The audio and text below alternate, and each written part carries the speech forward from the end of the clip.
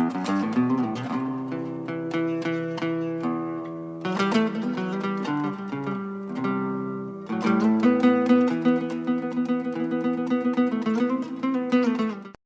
so in previous videos, I talked about doing different types of exercises using weighted objects to be able to control my body. And one of the things I think that gets lost in the sauce a lot of times in the martial arts, once again, people thinking that, there's some kind of mystical, almost imbued with the power of Excalibur in techniques or even a weapon, and it's not, it's just you. But the other thing is, when you're moving and learning and training your body to do things, again, going back to what Grandmaster Karen used to say, if you want to be able to do the thing you want to be able to do, you got to practice doing it. And that includes developing power in your striking or whatever the case may be, or your kicking. And so one of the other things I think that gets lost in the sauce is, in a real situation, and this was a question that came up, and I'm gonna give a shout out to my good friend Phil Elmore.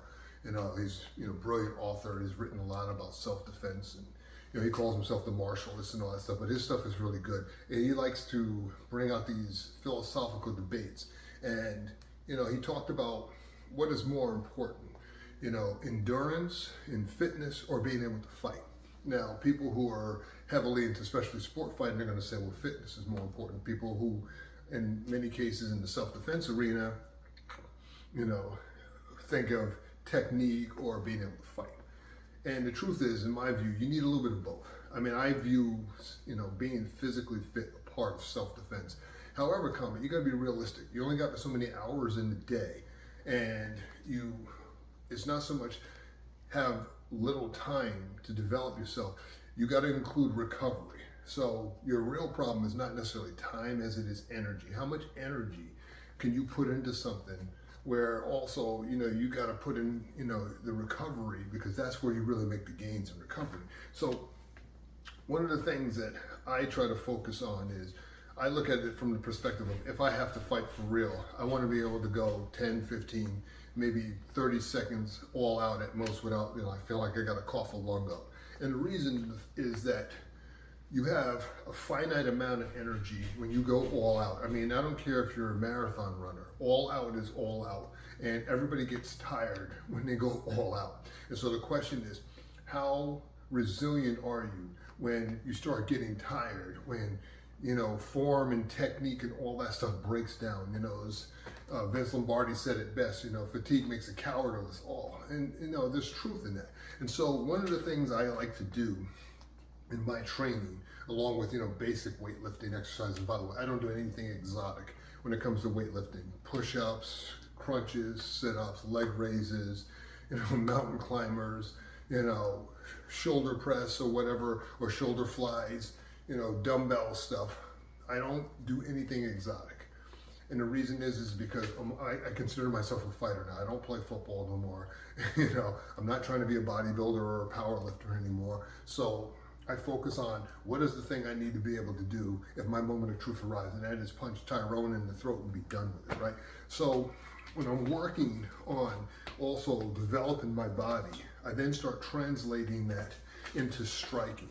And I like using weighted objects even on the hands. These are like, I think, 2 pounds, I don't know. And the reason is, I have to now really concentrate as I'm throwing strikes on not just throwing it as hard as I can, but throwing it in a way where I'm also not going to torque my shoulder, because the torque changes once I add the weight to my hands. But also it forces me, just like any other weighted object or a weapon, to use my whole body.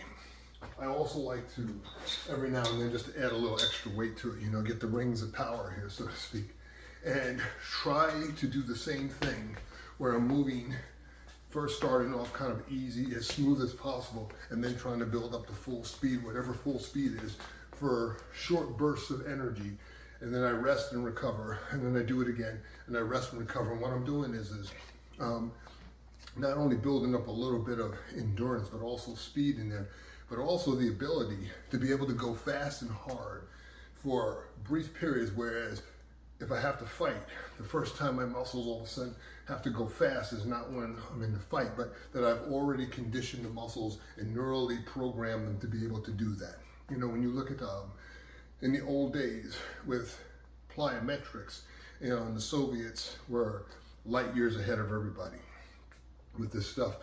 One of the reasons why Soviet athletes always seemed to perform consistently well was because they trained their neurology, and instead of focusing on, oh my God, I got to do this perfect so I don't choke, they trained their neurology, whereas they didn't have to worry about what their body was going to do or how their body was going to respond, doing the triple jump or something, because they trained their neurology to always consistently be able to perform at a high level. So now all they had to do was focus on the technique of doing the triple jump the right way and getting maximum explosiveness in the timing. And so it's the same thing here. If you're training yourself where your muscles always know what to do, when I'm throwing a punch, where I know how to snap the punch in and start stinging faces, I don't have to think about that when I have to start putting foot to behind, so to speak. So it's the same kind of thing when you're using these weighted objects. I'm just adding some stress and really forcing myself to kind of work outside of my personal comfort zone, so that when I have to go, my brain has already been desensitized to it to a certain extent, but also my muscles know what to do and I don't have to think about it. And so when you're practicing these things, when you're building this stuff up, all I'm saying is be creative, use common sense, but also understand that as you're doing this, as you're developing yourself, you're also giving yourself your edge over the average person, even if they're in shape, because they haven't trained their muscles to be able to move in a way conducive that if they have to, again, put belt to ass, so to speak, they can actually do so.